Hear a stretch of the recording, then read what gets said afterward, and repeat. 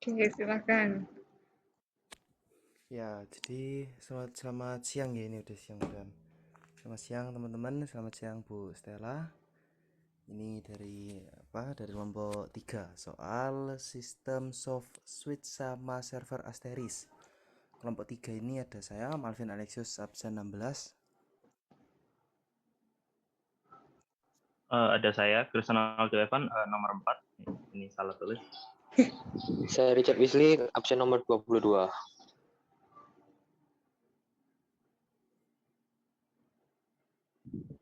Apa itu soft switch? Soft switch adalah sistem switch panggilan dalam sebuah jaringan komunikasi. Berbeda dengan sistem yang lama, di mana panggilan dialihkan ke dalam hardware. Soft switch mengalihkan panggilan sistem software ke platform. Soft switch bahkan dapat menghubungkan panggilan antar sistem yang berbeda.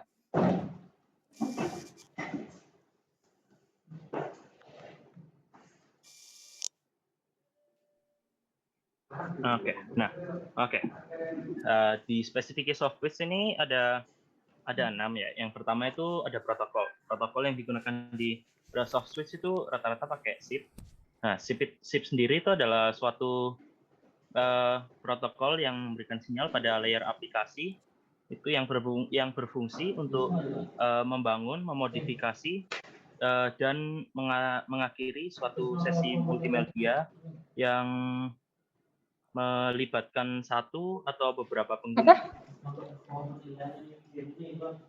Nah, SIP ini dilakukan melalui beberapa tahap sebenarnya.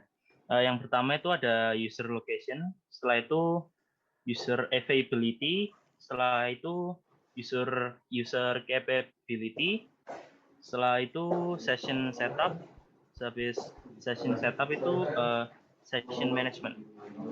Nah, untuk codec ini digunakan agar dapat melewati jalur paket switch dengan baik. VoIP membutuhkan proses coder dan decoder. Proses ini mengkonversi sinyal audio menjadi data digital yang dapat dikompresi untuk kemudian dikirim melalui jaringan internet. Setelah itu yang ketiga kita ada VoIP server. VoIP server ini adalah bagian utama dalam jaringan VoIP. Perangkat ini memang nggak wajib kalau di jaringan VoIP, tapi sangat dibutuhkan untuk menghubungkan banyak titik dalam komunikasi server-servernya. Setelah itu kita punya switch yang keempat.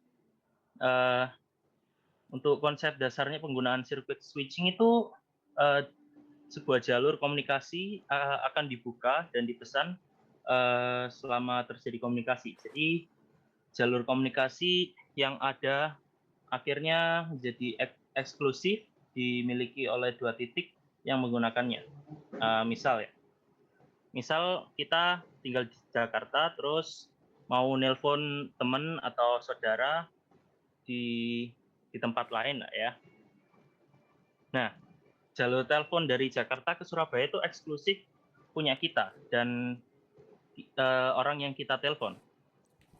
Jadi biayanya itu akan membengkak, soalnya kan cuman kita berdua aja yang tahu. Setelah itu yang kelima kita punya gateway.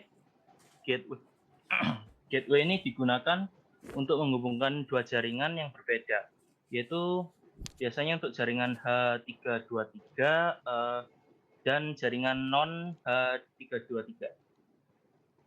Contohnya itu kayak menghubungkan dan menghentikan komunikasi antara terminal H233 dengan jaringan telepon.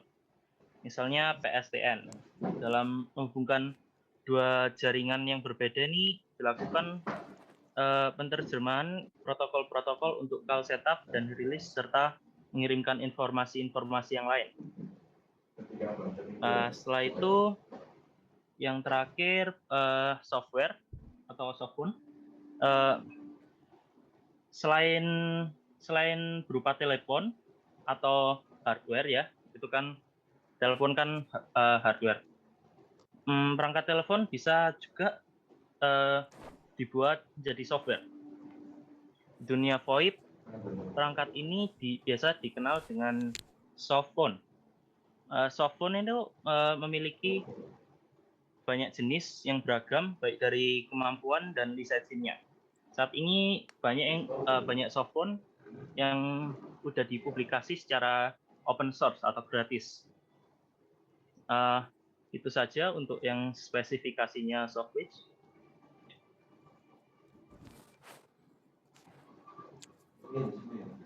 Cara kerja Softwitch. Nah, ketika pelanggan gateway dan telepon IP itu mengirimkan sinyal satu sama lain dalam jaringan paket dengan menggunakan protokol IP telepon seperti H323 atau SIP. Nah, setelah sinyalnya diterima Softwitch itu akan mengidentifikasi panggilan yang masuk, apakah itu sinyal dari berasal dari jaringan PSTN atau jaringan IP. Jika dipanggil menggunakan jaringan IP, Softwitch itu akan menginstruksikan menggunakan originating customer gateway dan terminating customer gateway untuk merutekan packetized voice stream secara langsung. Softwitch itu akan mengontrol pembentukan setup dan pemutusan atau rilis.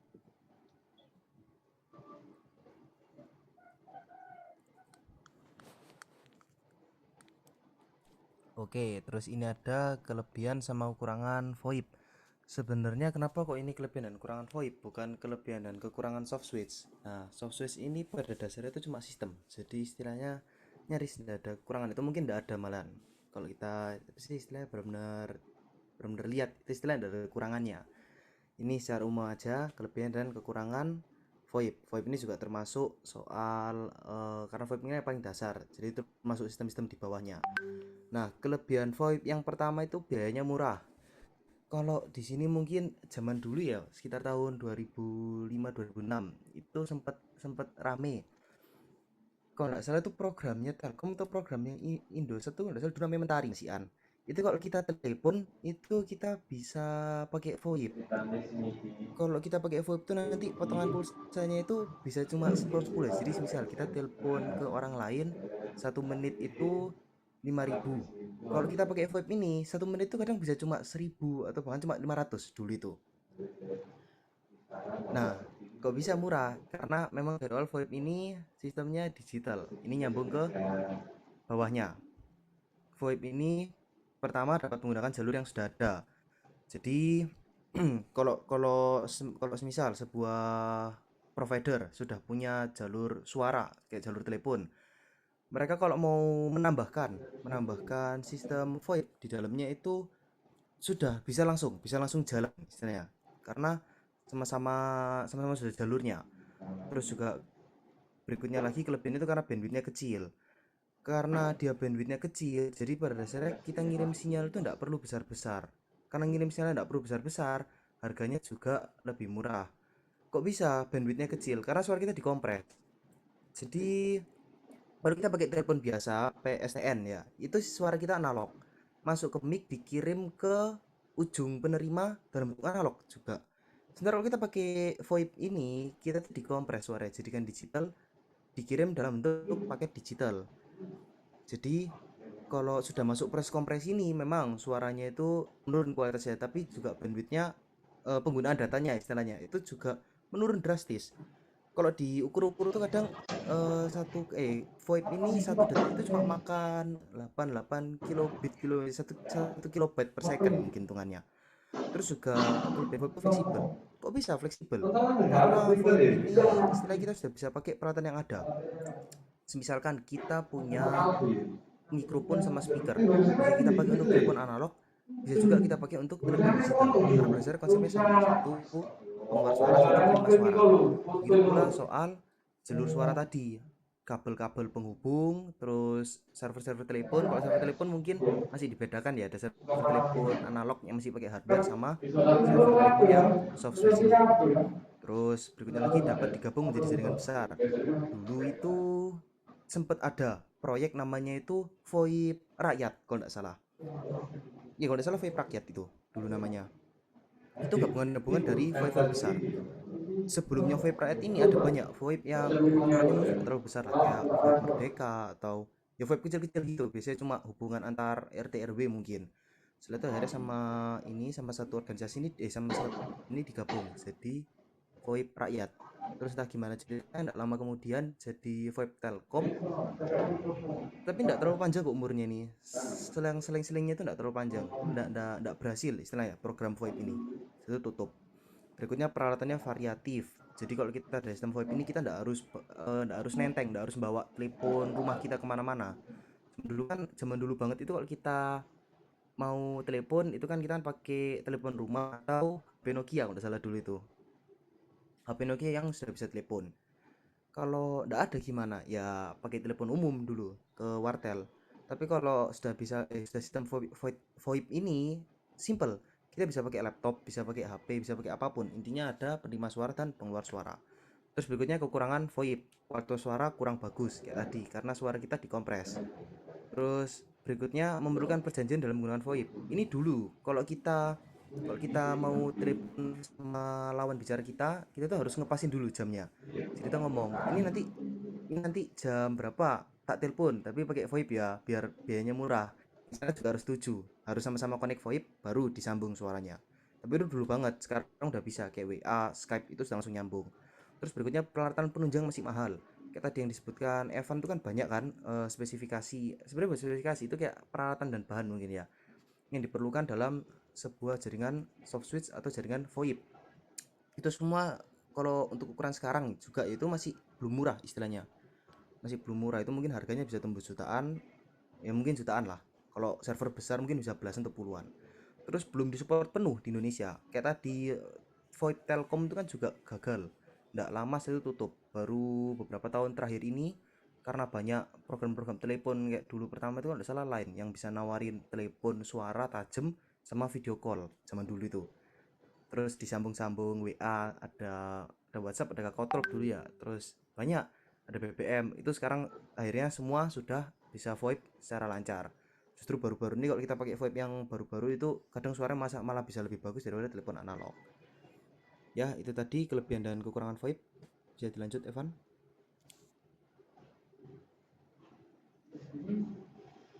Ini Nah, langsung masuk materi server Asteris ya. oke. Nah, server Asteris apa sih server Asteris itu? Nah, server Asteris itu adalah software open source yang berjalan pada operasi berbasis Linux. Biasa Arteris juga disebut IPPBX karena memiliki fungsi dan kemampuan layaknya PBX namun berbasis IP. Nah, server Asteris ini biasanya digunakan untuk membangun suatu sistem layanan komunikasi serta memberikan kemudahan kepada pengguna yang menggunakan server Asteris untuk mengembangkan suatu sistem layanan komunikasi serta telepon sendiri dengan kostumisasi yang seluas-luasnya. Jadi kayak bebas gitu, bisa diapa-apain aja sama pemiliknya. Itu saja untuk server Asteris.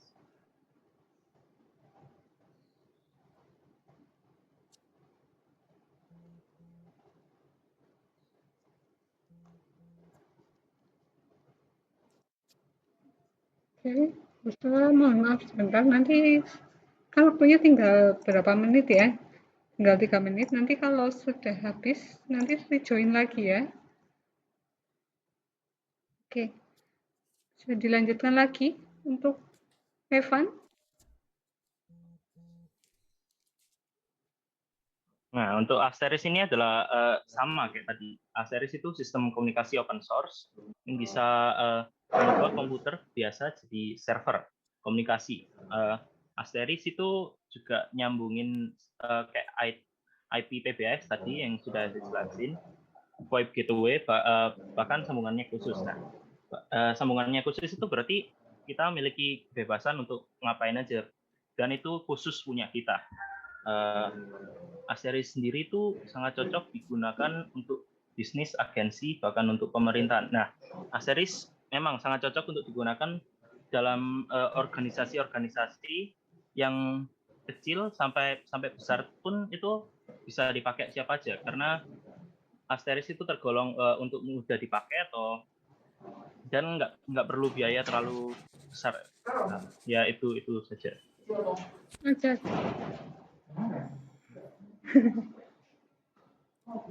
Nah, ini sambung lagi kelebihan dan kekurangan ini program Asteris. Nah, kelebihan Asteris yang pertama itu kalau misal kita pakai Linux, kita bisa pakai Asteris. Kita pakai Windows, bisa pakai Asteris. Jadi kita bisa jadi servernya.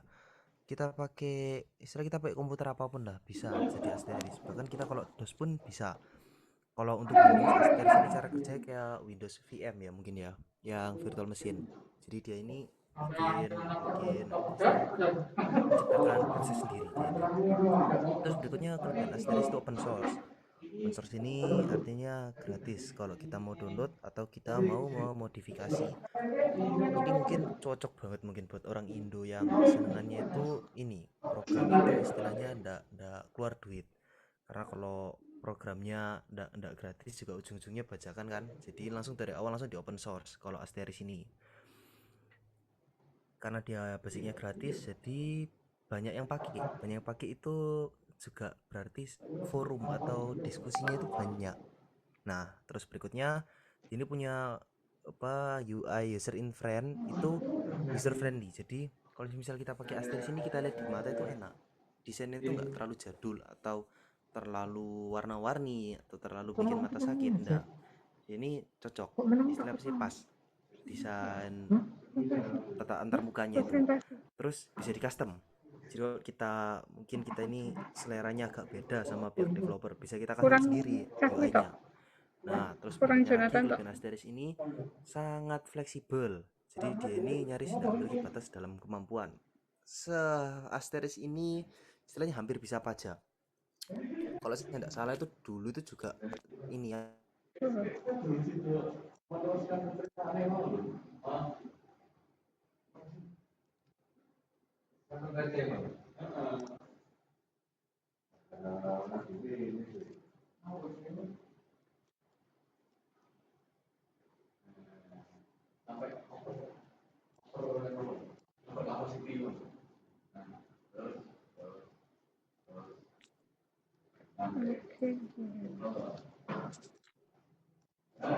Sudah bergabung lagi ya, Irfan?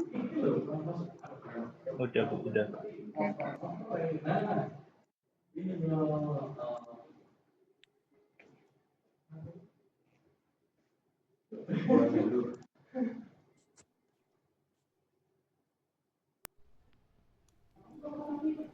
Langsung disambung atau gimana? Langsung disambung aja enggak apa-apa. Langsung disambung aja enggak apa-apa. Oke. Nah, tadi oh ya, ini ada batas. Jadi berdasarkan sistem untuk aplikasi Asteris ini kita bisa apa aja istilah selama kita tahu apa yang harus kita lakukan.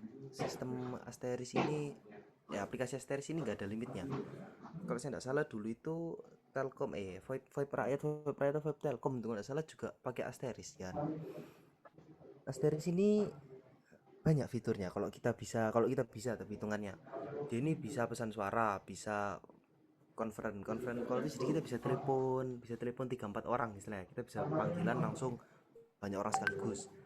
Terus dia itu ada menu telepon, bisa distribusi panggilan otomatis, jadi kalau kita telepon tuh bisa langsung dibagikan istilahnya ininya sinyalnya